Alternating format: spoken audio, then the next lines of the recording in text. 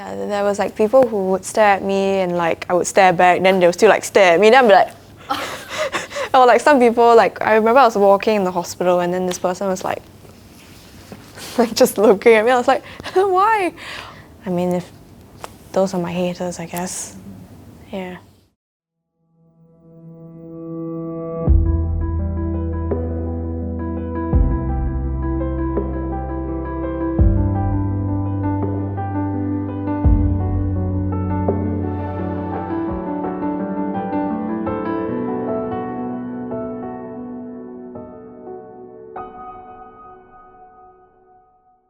So the accident happened when I was in Melbourne, Australia. I was living there for about 7 years, and I was like doing my uni. I did my bachelor's degree and my master's degree. I'm still doing it, and then it happened at home as a cooking accident. I was trying to deep fry something with my ex-partner. There was like a pot of oil going on and it was boiling at maximum heat because we need to deep fry things. And then I finished making my food and then I go and watch like Netflix and I was like, you can use the pot of oil. And then he uses it and then he forgets to turn the stove off. And then so while we were watching Netflix, I realized that there was like lots of smoke around the house and I got really worried because I had a dog too and I was like, oh god, like what's gonna happen to my dog if she inhales the smoke? So I rushed over to the stovetop and then I find that the oil was like boiling and like the whole house was just clouded in smoke. So then I took the pot of oil and like I was panicking and I didn't think, so I put it in like water. I switched on the, what's it called, like a faucet? Is it a faucet? Yeah, I switched on the tap. And then, yeah, oil and water don't go together, so the oil exploded onto my face and a little bit on my neck and shoulders. When people ask me what the pain is like, I just really don't know how to explain it because, yeah, it's just indescribable, I guess, and it's really, really like excruciating, and I also didn't know how to react. So I just sort of like crouched down on the floor and like, I don't know what I was doing, I was just screaming. And then I was like, not sure what to do because I wasn't sure like of the extent of the injury, but I was in a lot of pain. So yeah, I just screamed for my ex to call an ambulance. Yeah.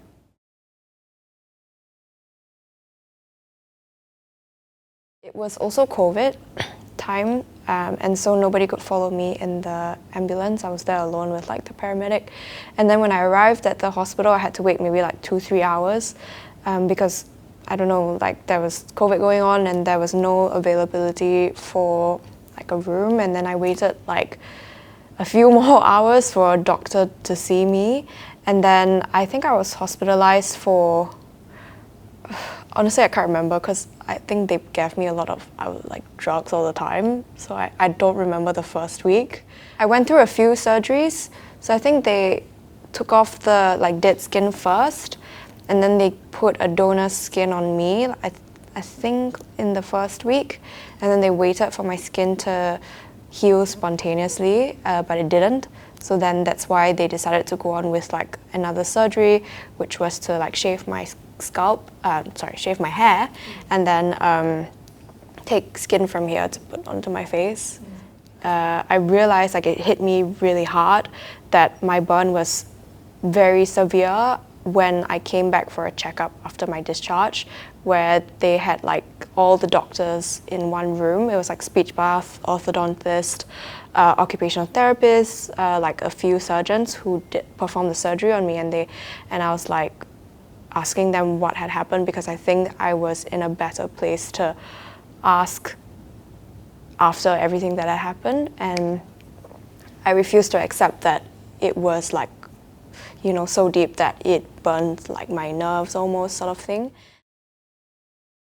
After I was discharged and I went home, like a nurse still came to my house every single day, taking care of my donor side. So like my hair here is like, it was shaved, and my hair is like half fake, but I have hair extensions here. Oh. Yeah, so The part that was shaved Yeah. So,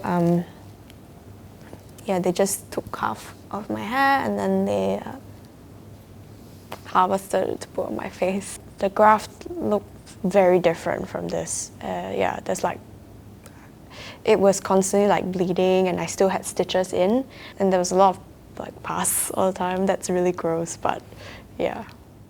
I was in this position where I had just been discharged and like I felt I had my identity like stripped off, you know, like it was my face. I would look in the mirror and I would not like understand what happened. I would not recognize myself and I had a lot of things going on, like a lot of doctor's appointments and like the physical pain that I had to deal with. So after he left the same night, I called him and basically he decided that he didn't want to be together, and so I was like, right, I'm heading back to Singapore then for my recovery. And yeah, so I just packed up all my things and made the whatever arrangements I need to make and left.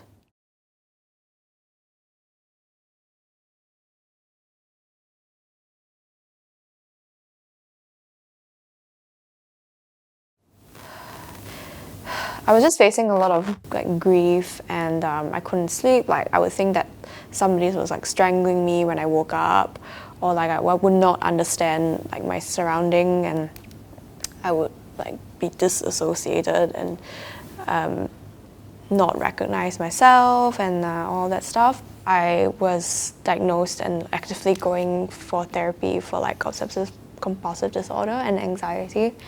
And I was in like a really dark place in my life before the accident. And I think when the accident took place, yes, it was devastating, and the breakup was like even more devastating. And everything sort of happened at the same time. And I would have episodes where like I would go completely insane and, you know, start yelling and I kind of like shocked myself as well. But I think like that's really normal, like this with like the grief that I was going through, and but I knew that it was also my responsibility to like take my mental health, and I was responsible for my own emotions. And yes, I suffered like a huge loss of my identity, and I still struggle with it now. But yeah, like I'm actively working through it every single day. In hindsight, when I look at the photos that I took of myself without a bandage, it really like scared me. And I think in that time, I didn't really feel anything because I felt like this wasn't me, like this is not real. And yeah, I guess like my brain just went into denial mode and like, yeah, confusion. But I had my friends by my side, but it was very challenging, but I knew that I wanted to. So even if it meant like being really scared and going out, like I still did it anyway. And I went to the gym too, because like I really like going to the gym and it's what gives me joy. So it's like I would cry in a corner and then like go do my workout and then like go home and cry again. Yeah. So I was definitely very, very scared. Has it like affected your lifestyle? Like do you work out even more now as compared to last time? Not really. I mean, it affects me in the way that because I go for surgery almost every month, I was also very active in like sea sports, like kite surfing back in Melbourne. I was not able to do that for like a few months, and technically I'm able to because I don't have any open wounds, but the sun really affects my grafts. So that was really hard to deal with. So there are like certain limitations around that. Like my friends, if they want to go wakeboarding at like 2 p.m, I can't because the sun is just way too strong. Whereas in the past, I'd be like, yeah, let's go. Like, it is safe to feel your feelings. It is safe for you to look within yourself. It's okay to cry. It's okay to struggle. Again, you are doing fantastic. In recent months, we had the Tuas incident, right? And there's so many burns, so many, yeah. Yeah. So, what were your feelings when like all this news came up? when I saw those things, I felt really like I really wanted to reach out to them and help them and speak to them. Yeah, because I understand like how it hurts and how confusing it can be, which is actually why I decided to do TikTok, although it puts me in a very vulnerable position, because I feel like, no, this information is important and burns are more common than we think, and there currently doesn't seem to be a lot of information out there, so why not I be the one who helps and educates. Yeah, but more above anything, like I just really want to help these other burn survivors. And I get a lot of DMs from people who like type long paragraphs just being like, you helped me so much. I went through this and that. Like I went through the loss of my brother, I went through cancer, I had an accident, I lost my legs, and your videos really helped me, like changed my life.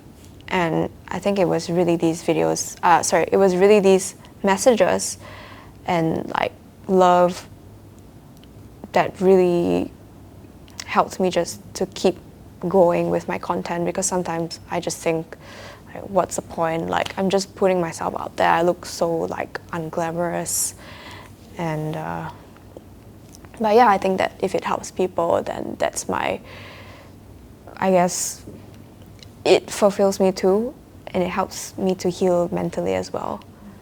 One thing is not to wait till like tragedy happens before you like stop and ask yourself whether you're like living your most authentic version of your life.